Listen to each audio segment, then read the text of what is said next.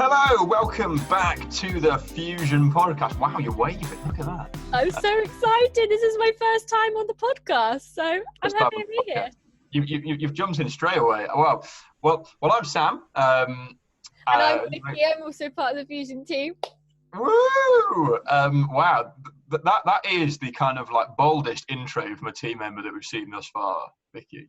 Well, bold as well. You weren't hanging around. I was ready. Just get yourself in from like the first opportunity. You know, Sam, I think this is the first time I've been on a podcast ever. Really? I'm very, very excited about this. Oh man, I've done quite a lot in my time. I mentioned it in the first episode, but like my first ever podcast, I was 14. Me and my mate sat in my front room, or in my bedroom. I can't remember what it was. And we sat there and we had it was the family laptop. Remember that? Like you had the family laptop, and we sat there by that and we recorded a 13, 14, 15 minute podcast about American football. Both of us are kind of somewhere within the realms of puberty. So the voices are kind of a bit up and down, and it is available on YouTube. Maybe we should link that below. I feel like that might be good for the season finale. So this is season 1, and this is going to be episode 4. Okay. So when we get to episode 6, maybe that's the time then to kind of drop the. It's called the Field Goal Fist Pumpers as well, which isn't like a normal name really. But that was my first ever podcast experience. Brilliant. So Viki is joining us today. Do you want to tell the boys and girls what we're talking about? I would love to. The boys and girls. That feels very strange. I'm sure they're probably 21 years old. It felt a bit Blue Peter.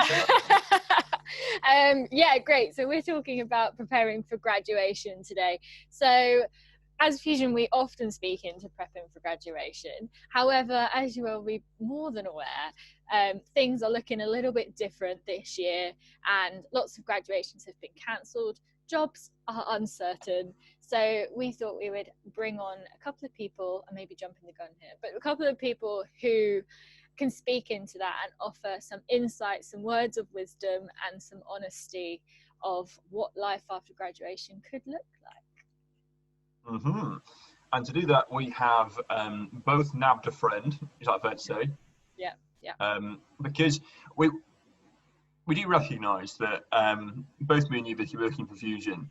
Our jobs are proper jobs. They are real, but they exist within something of a bubble, which is to say that every morning we come to work and the first thing we talk about is Jesus, pretty much. Mm-hmm. Yeah, I mean, we have devotional and prayer times every day. I don't think most companies have that, do they? And for that reason, we needed some people on this podcast to talk about what it looks like to work in the secular world of professionalism. So that's what we've done. So we've got the very lovely Roz and the very lovely Zoe to join us for the next however long this takes. So this is always my favourite bit, Viki, because I hand over to myself. Do you want to do it this time, if you want? How do I do it? Well, you just sort of say we're going to hand over to. Well, I'm going to do it myself now, but you just got to hand over to me in the. Well, actually, we've already recorded, so you've got to hand over to me in the past, but also in the future for the purposes of this video. So, am I going to hand over to? That feels very strange, though. Yeah, but you can do it. You just need to say it. You just need to say it over to you, and then leave it there. You can do it. Come on, this is your first podcast. Okay, we'll give it a go. Cool, so we are going to hand over to Zoe and Roz now, who are going to give us some words of wisdom.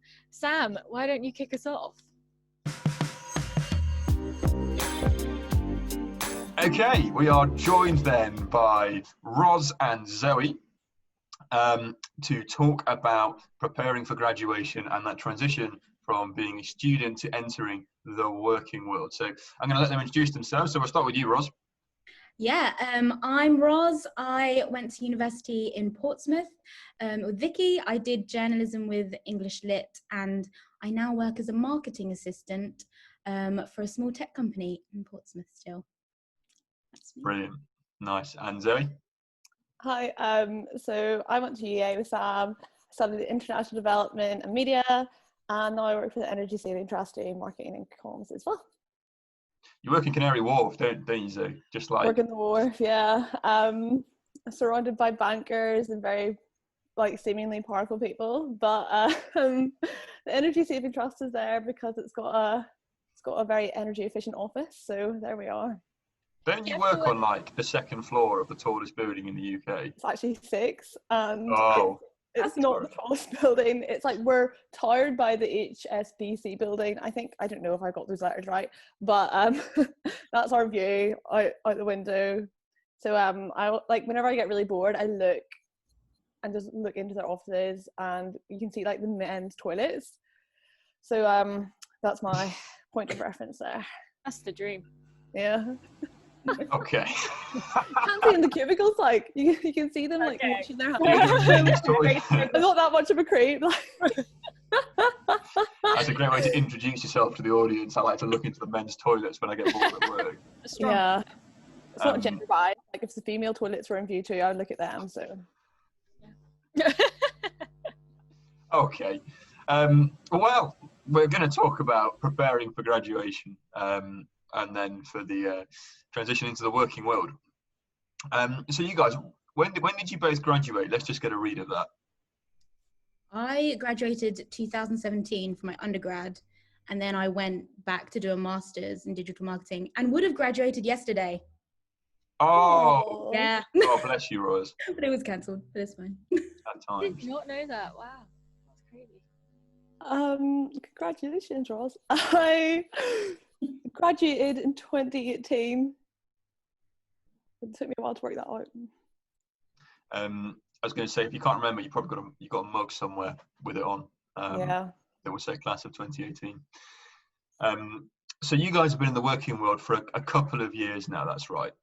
So you've started to get a flavour of what it looks like to make that jump from being at uni to then ending up in the working world. And I guess kind of one of the places that I'd like to start, and I'm going to come to you first, Roz.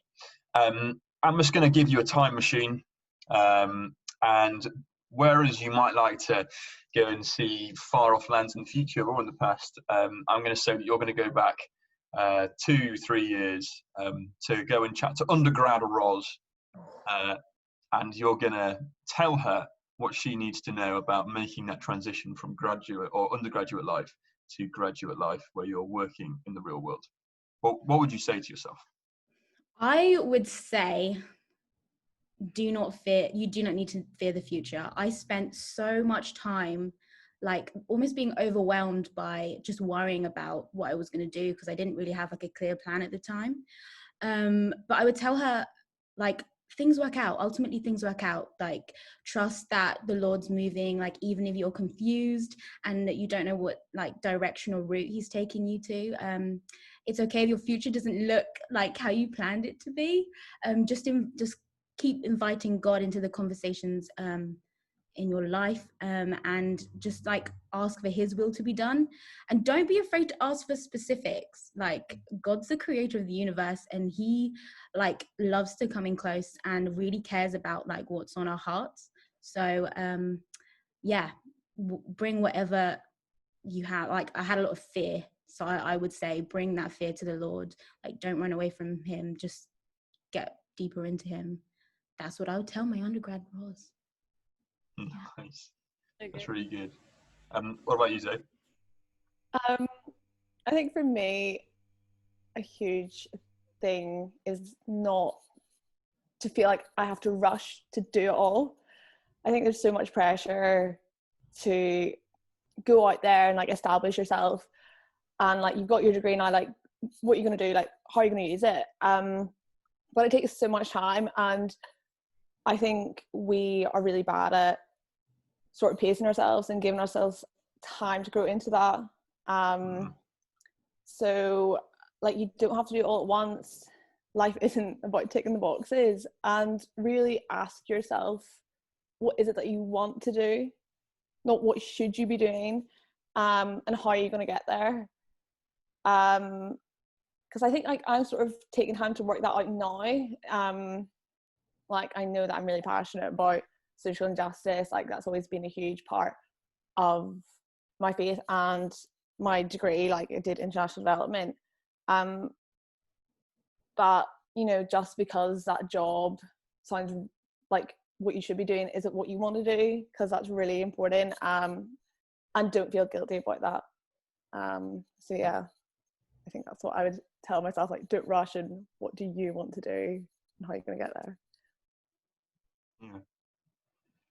Yeah, it's really good. And I guess kind of with that patience, you'll have a clear idea in your mind of like maybe what it is you want to be doing one day. And that could be like 10, 15, 20 years. But then I guess the kind of like the immediate short term of like 1 year, 2 year, 3 year might be a bit more murky of like, okay, I know where I want to be, but how I want to get there, I suppose, is a different story. So kind of then like, what were the things that maybe like surprised you or shocked you most, Roz, about having to go from being at uni to then stepping into the working world? Probably, I don't know, like when you're a student, you're kind of like in like a student bubble. You're like, I'm studying, I'm part of a student community, like the world's my oyster. I can do anything. And I kind of took that attitude like into the workplace. And sometimes, okay, people didn't look down on me for that attitude, but people would kind of be like, you know, like, girl, like they've been in the game longer than me. Like I feel like there was a kind of like a hidden pressure to kind of like conform to what everyone was kind of feeling. And I don't know, I had to kind of just be true to like who God did call me to be, and kind of, you know, like just be okay with being the really, really positive one. I think there's a place for that, definitely. I just was really convicted to just be who God called me to be. Don't get discouraged if people don't understand, like that's okay. Just like work hard for the Lord. Just keep him at the forefront of your mind. Like, don't worry about all the negative stuff that might come your way. Just that was a big wake up call. Nice.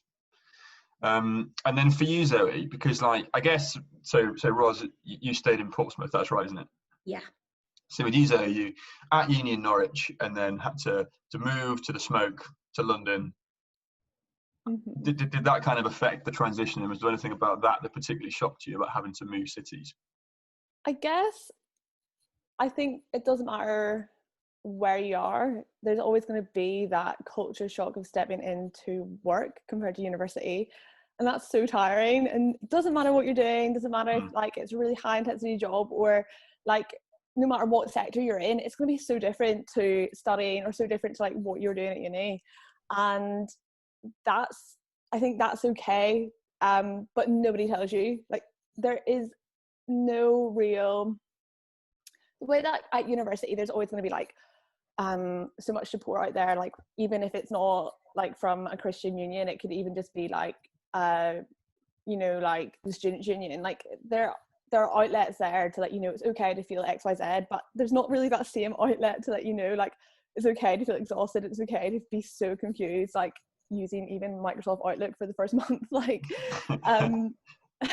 and I think, you know, like there's a pressure to get that right, but also as a Christian, it's not just like your working life, but also in your spiritual life as well, and that's going to be affected. And like I think again, my shock was working life, but also my spiritual life was affected, because suddenly, you know, like I have a commute and I'm really tired and I can't stay up late, and I can't run to see you that week and go to life group the next week, blah blah blah. And I, like, God totally recognizes that, and you know, you have to allow yourself to breathe and take the time to work that out. You're not going to be amazing straight away in all of these aspects, like you're going to grow into it. So I think I put so much pressure on myself in my first start, that like, oh, I'm meant to be really good at this, like I'm meant to be really passionate at this, and I just, my body wasn't like equating to what my heart was trying to say. So I think like just give yourself a lot of grace and peace, because God's going to be doing that for you in that time as well. I'm going to jump in here with a question for you, Zoe. So with Roz, obviously you stayed in the same city, so you didn't change churches? Did you stayed at the same church that you were at as an undergrad? For you, Zoe, I'm guessing you've had to change churches. How do you then invest in a church community in a whole new city, and you also throw in the fact that you've got a new job, new lifestyle? How did you manage that? I don't know, that's a good question. Well, I mean, I was lucky that not everything was completely new. I moved in with a girl that I knew from uni, and I mean, London is so big and it's so interesting in terms of its sort of Christian communities there, because you have so much choice, and it really took time for me to just keep exploring whilst I was trying to progress in my work and settle in a city as well. I went along to a church that my housemates were going to, and I felt it, I just knew it wasn't right for me. Like, I just didn't really agree with like a lot of what their sermons were based off. It wasn't challenging me enough. But I stayed there just for convenience for a while. But then once I settled down a bit more in January, I decided to go to another church, and I stuck that out, really enjoyed it, and they were just so welcoming, and it was just, you just know when you know, it just feels right. And yeah, it makes such a difference whenever you find that church and you have that place to go to every Sunday, like that, your routine. And it gives you more of a rest in your head, like going to church, using that as being proactive in your Sabbath is really important whenever you're working. Like, you have that day to focus on God. So yeah, it took time, but you do get there. Yeah, that's really good. So then off the back of that, and I guess it's a question for you as well, Roz, so what kind of role does community play? So we can talk about the church community, small groups, whatever. What role does that play in sort of aiding you in that transition from being a student to being a young professional, I suppose? Yeah, for me, church community played a really important role. I love being around church community. But when I graduated 2 years ago, me and my close friend Molly, who also works for Fusion, hang on a minute, Zoe, jump in. Yeah, me and Molly go way back. We went to secondary school together. No way! Yeah. I was going to want you to spring that during the podcast. Just oh my gosh, I live with her. That's crazy. But yeah, so me and Molly, we saw a real gap in our church community for those that were transitioning out of university and then into working life, that weren't students and then weren't married, because that was the kind of season we were in. But instead of waiting for it to happen, we kind of approached our small group leadership team and were like, we have an idea for a small group for this age range. And then eventually we got a bunch of millennial weirdos that loved Jesus. And we're just able to navigate working life together, and we were able to multiply and stuff like that. But yeah, church community played a really important part of that. My church have always really been great in seeing potential in people and letting them work out their callings and giftings and stuff. So yeah, if someone that's watching this, you already have a young adult community of workers that are already trying to navigate the 9 to 5, that's amazing. Get plugged in, serve and show up. But alternatively, if you see a gap that doesn't exist, then create it. Be the solution to a problem. We didn't realize how many people were craving that community as well. So yeah, that's kind of how important that played a part. That's incredible. That's such a cool picture it's been painted of how when people go through this sort of progression, they end up in this place of needing community, and it takes someone, doesn't it, to stand up and say, hey, I'm gonna sort something out. I'm gonna make something happen, so that we find some kind of real community. Vix, you got any more questions? I don't have any questions on that. I've had a little sneaky behind the scenes of seeing how that small group worked, and one time I went down to Portsmouth to see it, and just felt like a little tag along just watching it. And actually it was really cool because we felt a similar thing. I'm based in Sheffield, and we felt a similar thing in Sheffield. There does seem to be a little bit of a gap if you're not kind of married, young family. It's hard to know where you fit. So it's just echo what Roz said. If you're in a position where you're actually like, I want to start something, like someone's got to start it, why shouldn't it be you? So do that alongside your church leadership and get something going. So Yeah. So good. Nice. I guess another question that I kind of want to ask you now then is, so I'm hoping that there were some students listening to this, or well, I suppose ex-students now who would have graduated this summer or graduated in inverted commas.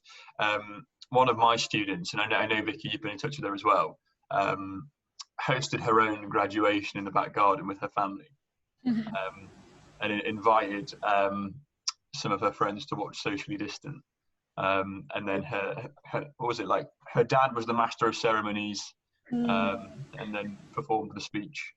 There was a full itinerary of the day's events. So maybe you could graduate that way if you wanted to. But for students who are in that position of kind of, they're about to start work, potentially in like a lockdown scenario, a kind of socially distant manner if they're working from home. Is there any advice that you guys, and Viki, I'll open this up to you as well, any advice that you would have for students in that specific situation of maybe starting work in a different way? I'll jump in. So I started not to work entirely, but I started a new job 2 weeks before lockdown within Fusion. So I went from a role that I felt very comfortable with, kind of a lifestyle that I felt very comfortable with, to completely changing my job, going a completely new sector, and then you throw in lockdown as well, and it was crazy. And I think for me, like, one of the most important things in terms of rhythm and routine, well, first of all, have a rhythm and routine, especially with the start of lockdown when you couldn't go out. It's different now, but having a similar thing every single day or every single week that you stick to is really key. And I found, like, with me, I don't know if it's the same with you guys with like having to travel to work or whatever. I had to get up at a certain time and was really busy in the mornings and just felt quite full on. And then you have things in the evenings, and actually life slowed down. And there was like disciplines that I learned in the slowing down that as we're easing out of lockdown, I'm not really looking to drop. So things like having quiet time in the morning with God every day, and not putting too much pressure on what that needs to look like. Sometimes I, read the Bible. Other days I read like a Christian book. Other times it's slowly doing my makeup with worship music on. Like, it's not all some kind of holy moment that lasts an hour, but that kind of rhythm of like, I'm starting the day with God, even if it's while I'm putting my bronzer on. So that's what I would say. Nice, I like it. What about the other two then? So some of your working from home tips for Christians who may be starting new jobs at this time. Yeah, I really like echo what Viki said about sort of taking advantage of the situation. And gosh, like, there's some like really good benefits in the fact that like you don't have your commute and stuff, but do have your routine down. I think like the biggest thing is that for me, I'm such an extrovert, so like I don't have the people in my office to bounce off, and I soon find myself like just like really losing motivation and inspiration. It feels like a far longer week than doing a working week in the office. But I like really been sort of taking more intentional breaks where I just like will take 10 minutes to pray and reset my sort of what my intentions are, like my work. Like if I give that up to God, it feels like okay. Or if I give this situation, this really stressful situation that I'm in this week, up to God, like I'm no longer in charge of it, I'm no longer responsible for it, like God has got it over me. And that's been really, really nice, because I know like I definitely wasn't doing that. I mean, there has been some situations at work where I've been like literally having my hand out under the table, like in a meeting, praying for the Holy Spirit, being like, get me out of this. Like, it's sort of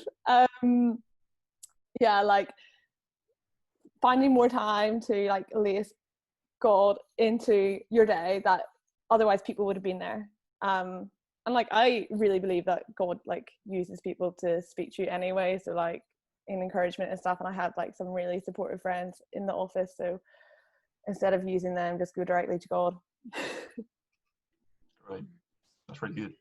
Yeah. What about you, Roz? Yeah, I would say all of what you guys have said. Like I used to use, when I was commuting, I would use my like 45-minute bus ride to like just talk with Jesus, because I'm awful at mornings. Like I still am awful at mornings. Sometimes I'll roll in late to my virtual stand-up still. So like it's still like a lot of like learning curves and learning processes. But now that I work at home, like you guys are saying, I'm able to like pause for a minute, for 5 minutes, and have like a worship break or something like that. And there was this phrase in this book that I was reading where this guy talks about making your workstation your worship station. And so now that I am basically working home alone and everyone's out, I can blast like music out when I'm feeling really stressed at work and then get back to it. So yeah, you're right, like taking those breaks are really useful, really helpful. But yeah.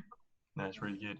And I'm glad that you mentioned books there, Roz, because the last thing I want to ask you guys is, have you got any recommendations of books, podcasts, other bits of media that you found really helpful for kind of speaking into an environment of the working world?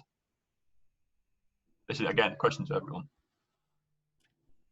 I mean, there's that classic book that everybody's reading right now, so I feel like it's almost like an obvious thing to say, but I never actually remember the name of it. Is that a hurry book by John Martin Comer, right? The Ruthless Elimination of Hurry. Exactly, yeah. It's actually been great. I've always said like it's so important to establish a healthy like work relationship with yourself, and because if you go into your like early 20s like into this really stressful environment like that's, and like a stressful job, and you put loads of pressure on yourself, that's not going to suddenly stop in your 30s, right? That's going to continue. And establishing that soon on is really important, and that book really helps and really puts things in perspective. I feel like if you can learn from his mistakes like and take on his advice, it really helps, and it's really helped me throughout lockdown sort of strike that balance a bit better. Yeah. So we've got The Ruthless Elimination of Hurry by John Mark Comer. Any more we want to throw into the ring? I read God at Work by Ken Costa. Cool. All about like finding purpose at work, and the guy who wrote it, it's like a investment banker and financial advisor in London, right, over 35 years, and his book was really, really great. And then other than that, I did a load of YouVersion Bible plans before I worked. Like I literally like went through them, like tell me everything you know, because I just was really nervous about going into working life. And then podcast wise, I listened to the She podcast by Jordan Lee Dooley and Girls Night with Stephanie Mae Wilson. They have loads of like women on the show that like are navigating like careers and finding purpose and calling and stuff like that. So they were really encouraging to listen to when I was like going into working life, because they have some great advice. But yeah, they're about. That's good. Someone, Roz, and I don't know who, has signed me up for Stephanie Mae Wilson's email list, which means that a couple of times a week I get an email into my inbox that tells me how to live my best life as a single woman in the church. And I don't know who's done this. I've been through the full list of all the likely candidates. Nobody's owned up. If you're listening and you sign me up to Stephanie Mae Wilson, please come forward. I'm not angry. I just think it's hilarious, and I want to give you the credit where it's due. Not angry. I'm disappointed. I'm well versed in Stephanie Mae Wilson, Roz. Yeah, she's great. So fun. Vix, have you got any more suggestions? Yeah, I have two books. So the first one, similar to the John Mark Comer one, but it's called To Hell with the Hustle by Jefferson Bethke. And interestingly, similar thing in terms of like boundaries and work and stuff. But I love the preface is actually by his wife, who is like the sweetest person, and then you listen to what she's saying and like it's so powerful. So she basically named the book To Hell with the Hustle, and lots of American publishers were like, can you say that? Isn't that like a curse word? And she was like, well, to hell with the hustle. She was like, work is a form of worship. You can use your work as worship. So why are we hustling? She was like, to hell with the hustle. Like, it was just so good. So I really enjoyed that. And the other one is, I can't remember the name as in the author of it, but it's the Boundaries book, all about work-life boundaries. Maybe we can link it or something, but that's also really good. It's just good principles for life, not just work, but including work. Nice, cool. So it's interesting you mentioned Jefferson Bethke's book there as well. So both he and John Mark Comer realised they were writing very similar books, and so came together and did a podcast themselves. Also good. Which is a fantastic. I've listened that through twice. That podcast series that they did, it's so good. So I'd recommend that. So we also have a couple of things as Fusion, which we offer to people in your situation if you are moving into the working world this autumn, this summer. We have some videos that we're currently recording that will help you prepare for graduation. There'll be a couple of members of our team who will run through some of the content that we've developed over the summer. We've run it in a couple of sessions, but we're now putting it into a video form. So they will be available. And also we have a resource called Rooted that was developed in tandem with the London Institute for Contemporary Christianity. You can find that on our store. We'll have links if you're listening on YouTube, watching on YouTube, then the links will be down below. You can go and buy a copy of Rooted, which helps you to think about the transition from university life into working life. I was, and I'm proud of this, I was the first person to ever do Rooted. With my student worker Tom, shout out Tom if you're listening. It got piloted in Norwich, I think. I think that's right. If I'm wrong, this is going to look bad for me. But I think that's right. So I can recommend Rooted. It is £2. Right, a meal deal is going to cost you £3, and you'll have a lot of them in the working world. So you could spend £2 or less than that to get ready for the working world. Amazing, guys. This has been a really enjoyable chat, just to think about some of the stuff that you guys have encountered and found to be particularly prevalent in that transition. So we just want to bless you. Thank you for coming on. And Zoe, would you pray for us to finish, and for all those people out there who are about to move from university into the working world? Sure, yeah. Heavenly Father, I just thank you so much that you can guide us and you give us a sense of purpose. And Lord, I just pray into that. I pray for all those people who know what they want to do, Lord. I pray that you'll be able to help them establish their plans and give them opportunities. I pray for those people who maybe don't know what's coming next, Lord. I just pray that they can come to you with an open heart and an open mind, knowing that you will establish a plan for them, Lord. I thank you for guiding us and looking out for us and giving us the best intentions, Father. Amen. Brilliant. Thank you guys so much. And friends of Molly, which we appear to be, it's been amazing. Guys, if you've enjoyed this listening or watching on YouTube, remember to, I've always wanted to say this, give us a like and give us a subscribe. Turn on the notification bell. And that. Oh, I don't think I put it in the right way there. Whichever way Viki is around here. Remember to do that and tune in for the next episode of the Fusion Podcast.